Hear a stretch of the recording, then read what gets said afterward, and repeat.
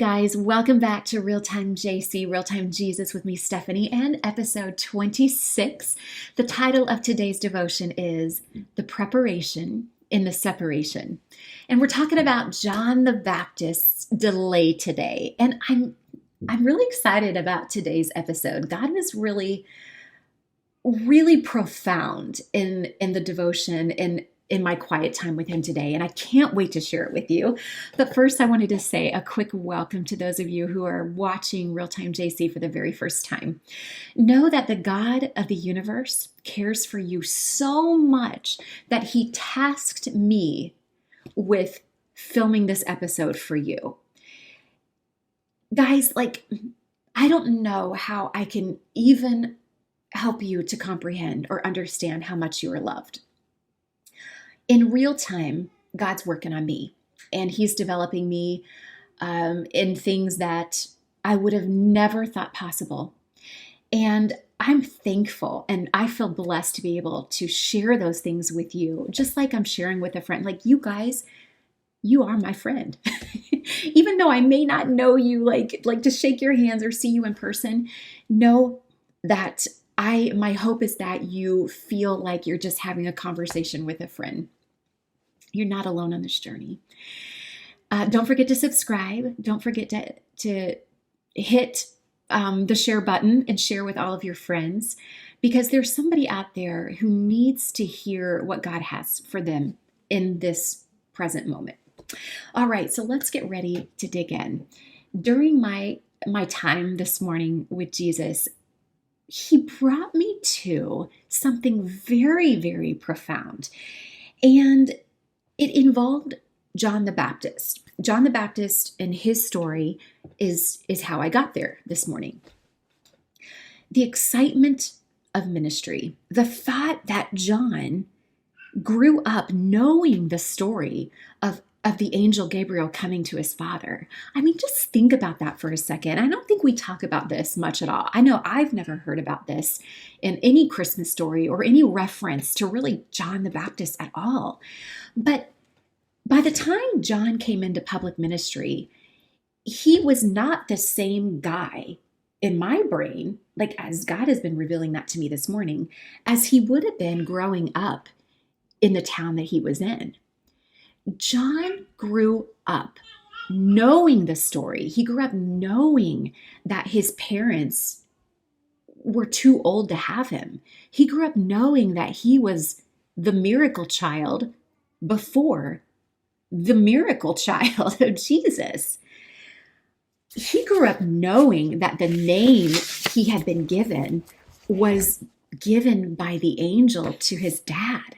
He grew up knowing that his dad's hearing and speech was taken away because of his dad's unbelief. From his earliest days, guys, he realized he was chosen for a very special role in God's plan, in his program. He was to be the forerunner to the Messiah.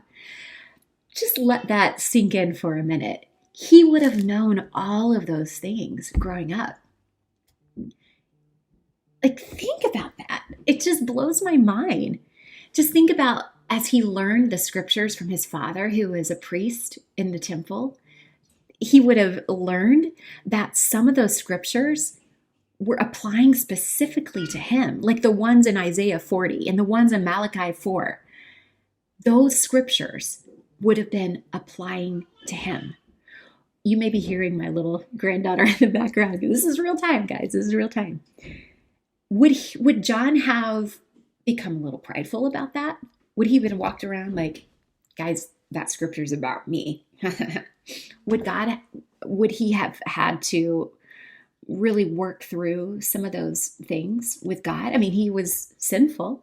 He was not without problems. He was not without this type of sin. Or was he very humbled in that? Did he believe it? What all entailed all of that? This we may never know, but we do know that Zechariah was a priest, that the people in his town would have known of this miracle because it was obvious that these guys were in their 90s. And when they're raising John, they were very, very old. So it would have not been like something that wasn't known. So think about that in your life. I was thinking about that in my life. I grew up with a gift that God gave me in song. I loved singing from a very young age. I also could memorize things like that. I know that sounds really crazy. My nose is running from it being cold today. So if I do this, I'm so sorry. But squirrel, that was like a distraction moment. But getting back to that, from a very young age, I would read books, like the books that would ding when you're supposed to turn the page, and I would memorize the words, and then I would know when to turn the page. And I was like 2 or 3, and so people thought I was like this prodigy of I could read. I couldn't read, but I was memorizing. And as I grew, I started singing more, and God just humbly, He gave me a voice to be able to reach people for Him, in essence. And so from a very young age, people were just speaking into me and just saying, hey, God has something very special for you. And I did go into a time where that was my career. I did it 5, 6 days a week, 2 shows a day for almost 20 years. And yet I knew there was something even more for me, if that makes sense. I always knew that I was supposed to do something greater for God. And it didn't just end when I retired from that career. And I can just sense, I've been sensing it for a long time. I got into ministry. I was able to reach people, like God was able to reach people through me, and that humbly was thankful for those opportunities. But yet there is something more. John knew that there was something more for his life, but yet he wasn't quite there yet because God needed to prepare him in that. He needed to separate him to prepare him.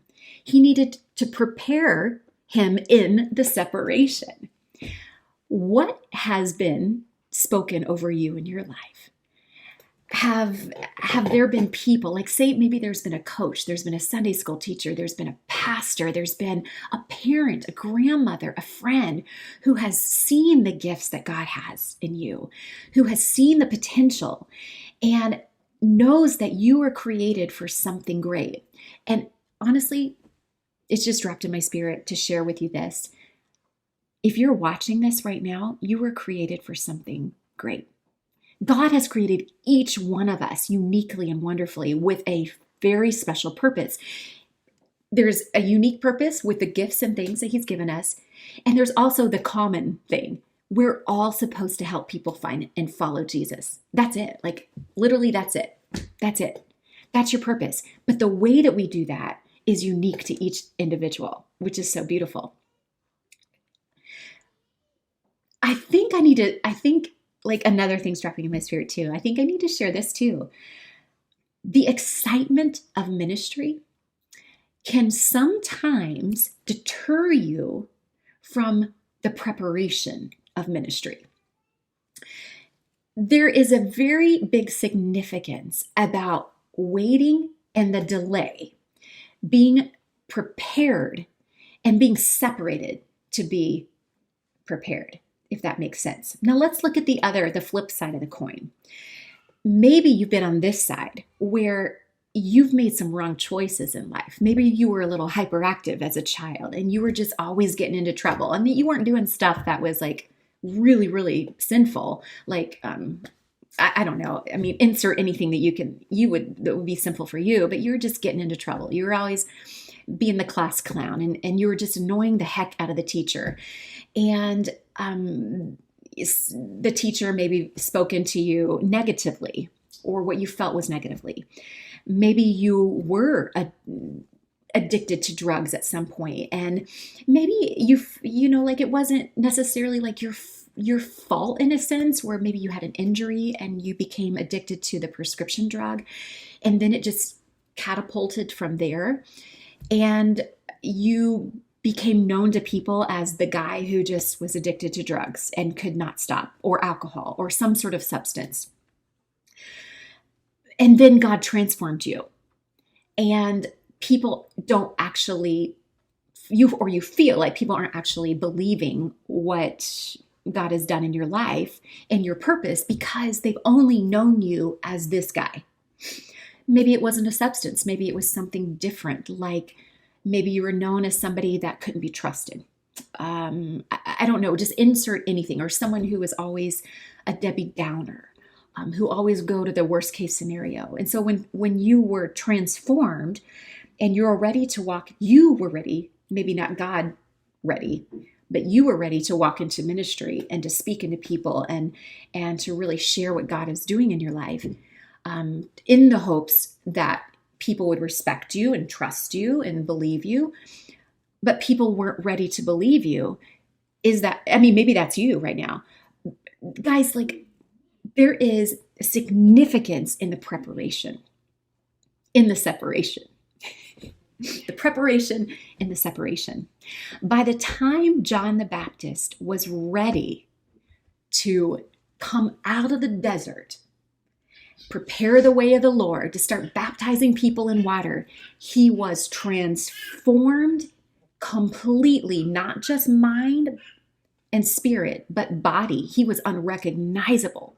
He was a guy with a long hair, shaggy beard, shaggy hair, that would wear fur on him, eat locusts and honey. He was unrecognizable, but he needed the separation in order for God to prepare the people and the circumstances and the environment around him. And let me, like, in the book that I'm reading, The Sea for Christmas, I would recommend this for anybody who wants to dig deeper into the characters who were real of the Christmas story. But it says, before the Messiah could accomplish his work of salvation, Israel had to be prepared spiritually.